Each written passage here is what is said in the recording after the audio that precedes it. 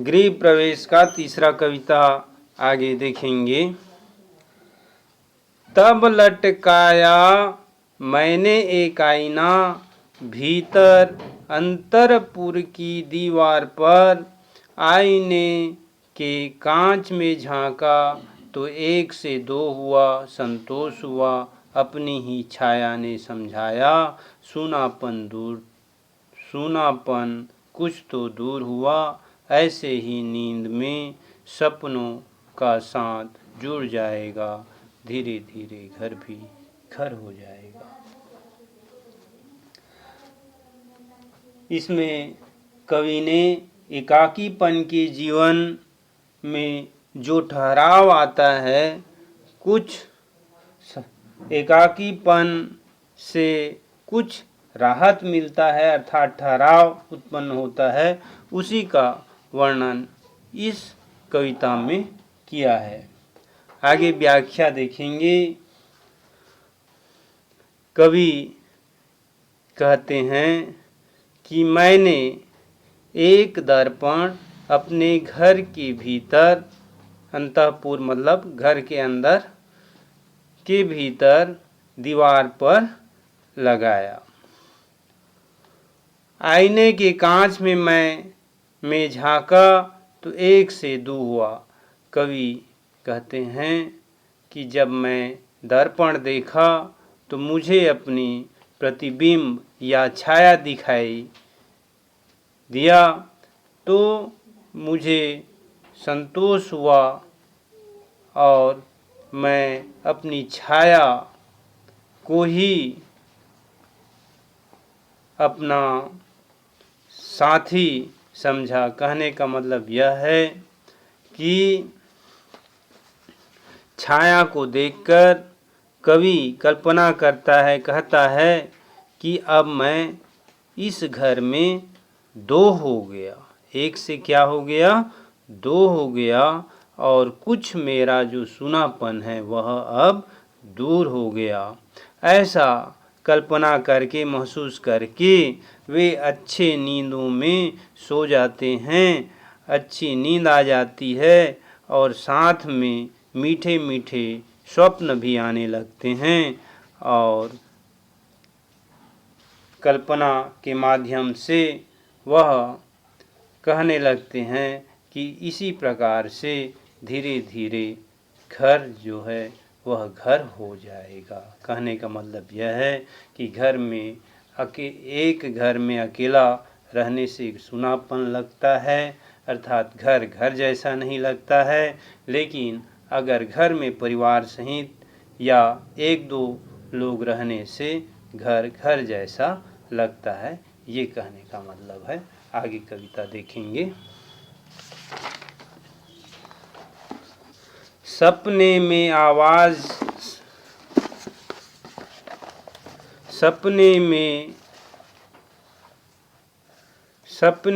आवाज दे रही थी चिड़िया, जगा रही थी सुबह सवेरे, आईने पर खटखट जैसे खटखटा रही थी घर का दरवाजा।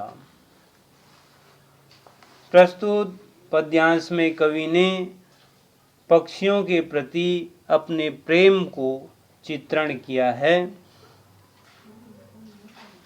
व्याख्या। अकेलेपन में व्यक्ति निराश और हताश हो जाता है, तो वे अपने प्रतिबिंब या छाया रूप को दर्पण में देख करके उससे उसका जो अकेलापन है वह क्या हो जाता है, दूर हो जाता है। आगे, जब कवि मीठे मीठे स्वप्नों के साथ सो रहे थे और सुबह होने वाली थी, उसी समय चिड़िया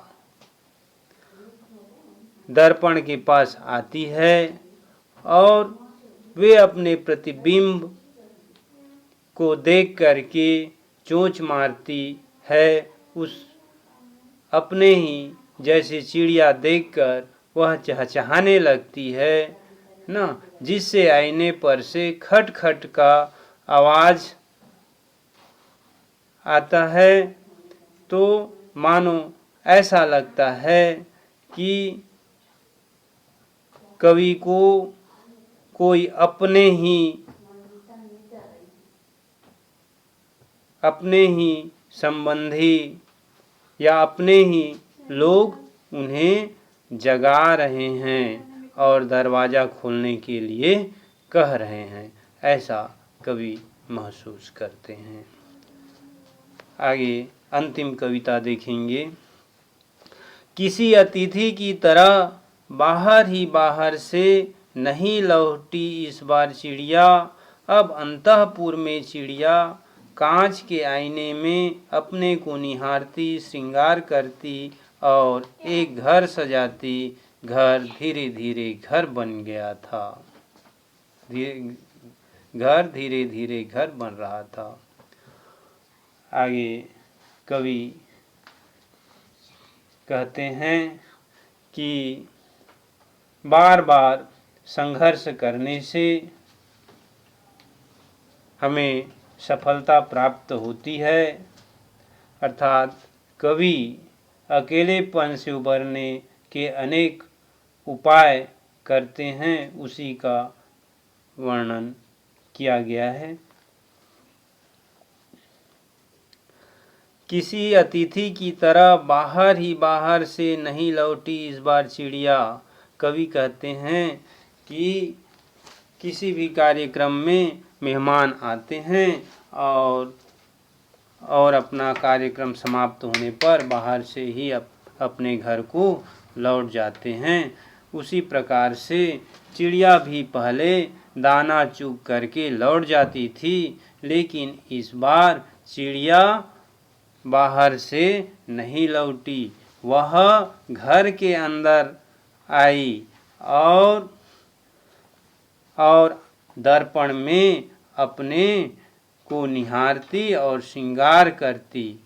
कहने का मतलब यह है, यहाँ पर कवि कह रहे हैं कि चिड़िया इस बार बाहर से नहीं लौटी, घर के अंदर आई, और जिससे कवि को ऐसा लग रहा था कि आईने में कोई स्त्री अपना श्रृंगार कर रही हो और घर को सजा रही हो।